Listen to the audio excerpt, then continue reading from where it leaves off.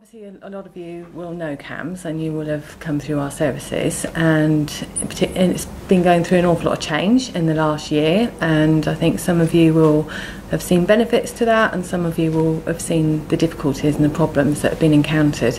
And I think specifically for this borough, we're quite aware there's been a change of 4 team managers in the last sort of year.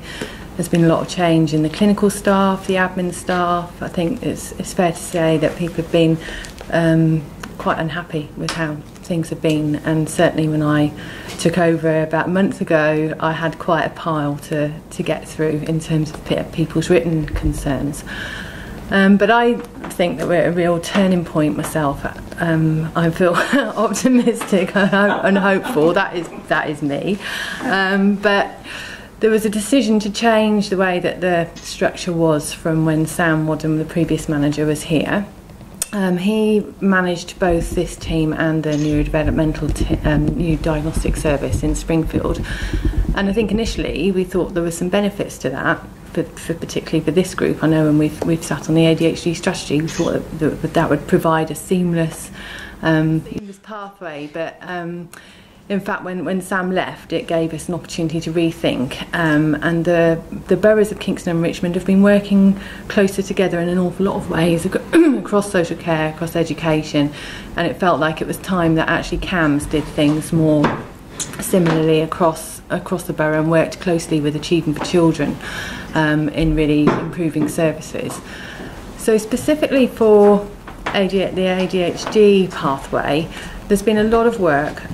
Tier 2, which is the CAMHS team that's provided by the local authority in terms of really providing some robust parent training and groups, and we've had the second one that's just finished in Kingston, and I'm delighted to say it's going to be running again in both Kingston and Richmond, and Val's working really hard with Karen on working on times of parents' availability and rooms and making it really accessible for parents.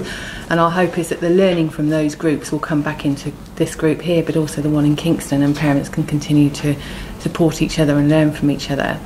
In terms of the role for CAMHS Tier 3, we are still troubleshooting, problem solving, whatever it is, the pathway. I think it's fair to say that we haven't got it right yet. But there's a real energy around trying to sort out exactly what the pathway should be, because the whole emphasis on the transformation right from last year, and will continue to be, will be waiting times. And I think with the new government, that is even more the case. It was the pre-election promise was about waiting times for mental health. There's always been a bit of an emphasis on that for CAMHS, but that will be reinforced. So we will be ensuring that people do not go back to the situation where people had to wait for months and months to even start the assessment, no matter finishing it and waiting for a report. That's what we're working with the dedicated service in Springfield. So although the diagnostic assessment doesn't happen here anymore, and you do have to go to Springfield, we're working very closely with the CAMHS Directorate as part of the trust to ensure that you don't have to wait for treatment here and you don't have to wait for your diagnosis there. Pathway which the parents have been involved with at the moment is that the Tier 3 responsibility for ADHD pathway is the diagnostic and medication.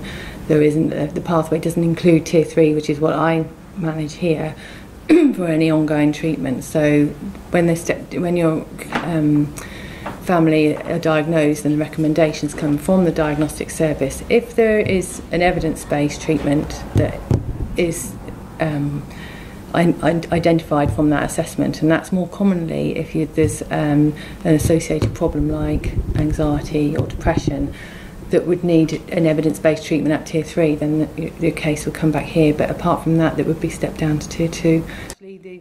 The evidence base is for parent training, it's not for therapy, so we have to work to the NICE guidance and the evidence base. So although there is some discussion about therapy for ADHD, we have to only offer treatments that have been proven to work, and that's how we manage NHS resources, really. It's behaviour management, so it's slightly different from what you would visualise as therapy with a child in the room with a therapist. It's a behaviour management technique.